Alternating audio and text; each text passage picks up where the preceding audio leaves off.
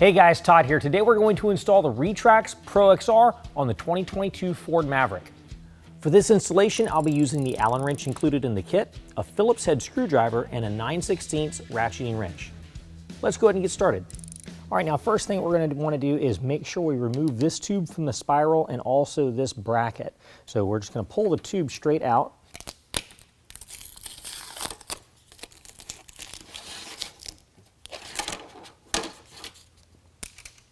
And the bracket just comes off with a Phillips head screwdriver. Now once you pull that bracket out, do the same thing on the opposite side, but save one of these brackets for later because we're going to need to use this as a spacer. All right, now what we're going to do is attach the rails to the canister. So this is our driver's side rail. One thing I want to point out, you got a hole up here that's going to face towards the cab of the truck right up at the canister. On the inside, you're going to have a slot. This is a channel that the cover actually slides into. Now before we can slide that together, we first need to unlatch the cover. They generally are shipped with the cover locked. So you unlock the latch, press the button, it pops up.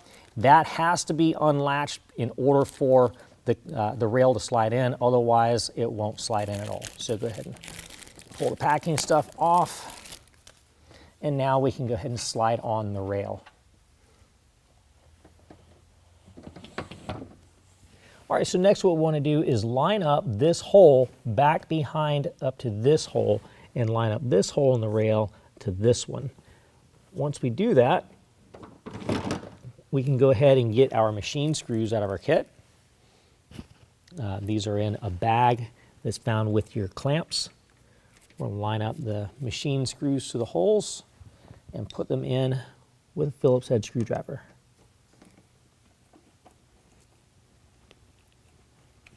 Repeat the same process for the passenger side rail. All right, now we're going to go ahead and install the canister cover. Now, I want to show you how it's oriented. You're going to have a rubber flap seal that's going to point towards the cab of the truck, kind of away from the canister. And it's just going to fit right underneath the rails up at the front. Now, one quick tech tip. We've got a couple of threaded holes, one on each side. This has been powder coated. Sometimes there's a little bit of powder left inside those holes. So what I would do is take one of these screws and run it through those holes, make sure all the powder is cleared out before you slide it in place. It's a lot easier to do it before it's in place than do it in the rails. So now what we're going to do is just take the cover, slide it, and those holes are going to line up to these holes up top.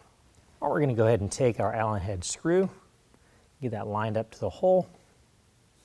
Use our included Allen wrench. Once you snug that up, go ahead and repeat the same on the opposite side.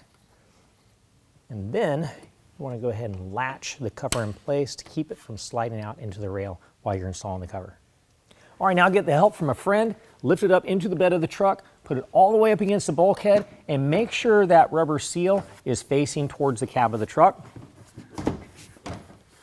Okay, now with the tailgate closed, we're going to set the alignment of the rails. We're going to take that shipping bracket we took off in the very beginning.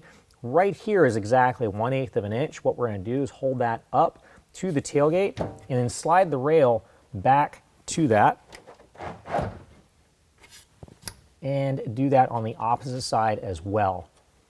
Okay, this is our clamp location in between these two threaded white posts. That is actually for adjusting the cover side to side in case something doesn't fit properly. Next, here is your clamp. Now this clamp comes for a number of applications. On the Maverick, we want to have this portion right here at the lowest setting where it is now, and you can tighten that up with a Phillips head screwdriver. Now, if you've got your utility rail inside the Maverick, you want to make sure that your sliding tie-down cleat is between where your clamp locations are, because it's not going to be able to slide past where the clamp is. So once that's in position, we can go ahead and move forward with clamping it together. Next, you'll also want to take a look at the configuration of the clamp. Now this one right here, we've got the nut actually on the opposite side of where it comes from the factory, because we've got this. Now from the factory it's going to come like that, so you just want to take that apart, pull this nut off, put it on this side, and then put it back together to where your clamp assembly looks like that. That just gives you more room between this rubber bumper and your track. Next, we're going to pull that apart, slide it up into place. Make sure the clamp is fully engaged into the rail. Hold that together, and we're going to tighten it up hand tight first. We're going to take a 9/16 wrench or ratchet, and as we kind of hold the rail down to keep it level, we're going to tighten that up with a 9/16. Just get it nice and snug. Next, what we're going to do, make sure that you don't have this bolt or this nut all the way up against the clamp, and then we're going to twist the bolt to where the rubber bumper pushes against the rail here. This is just going to keep this level in case you have a load on there that wants to draw this rail down. So that pushing up against the rail. Now we're going to take our nut and lock that in position. That's also a 9/16. And so we just snug that down. Now it's locked in position. We're going to do the same thing on the next clamp up. Now repeat the same process on the opposite side.